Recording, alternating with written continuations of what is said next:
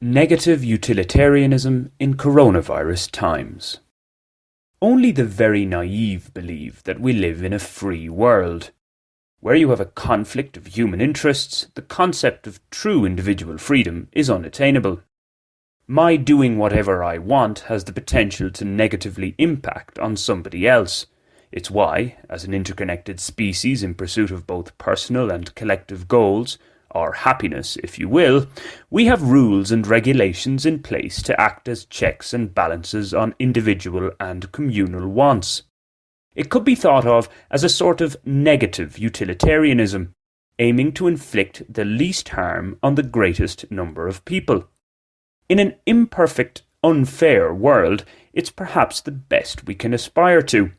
The perpetual problem inherent within it, for freer societies in any case, is finding that balance between allowing individuals to go about their business with as little interference as possible and protecting others' rights as well as the environment we share.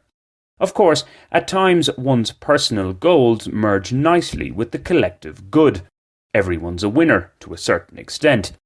When this isn't so, an arbiter, normally the state in its various forms, is needed to decide how much give and take is allowed in a particular situation.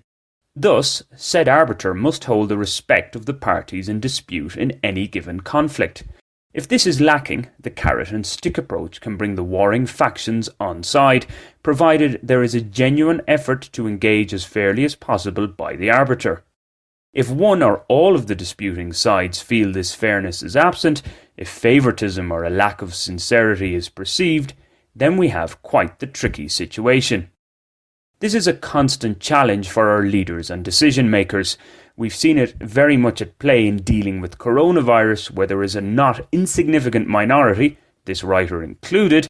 See also my interview with the renowned British author and journalist Peter Hitchens, who questioned the efficacy of the various measures introduced in a bid to contain the virus.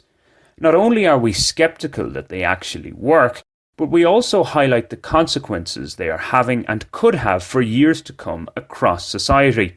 Coming back to our negative utilitarianism, we are potentially inflicting great harm on a great number. It needn't be this way. Alas, this perspective is given scant serious thought as the majority stance of doing all we can to stop coronavirus dominates the discourse. Perhaps the majority will be proven right. History will be the judge of that. For now, we must hope that the vaccine is a success for those who most need protection. I personally won't be rushing to get jabbed, and I don't think it should be compulsory. More on that another day. If it's not a success, we're going to have to seriously reappraise the containment measures we've implemented. This is because asking people to stop living in a bid to, potentially, save some lives is not a strategy that can go on indefinitely.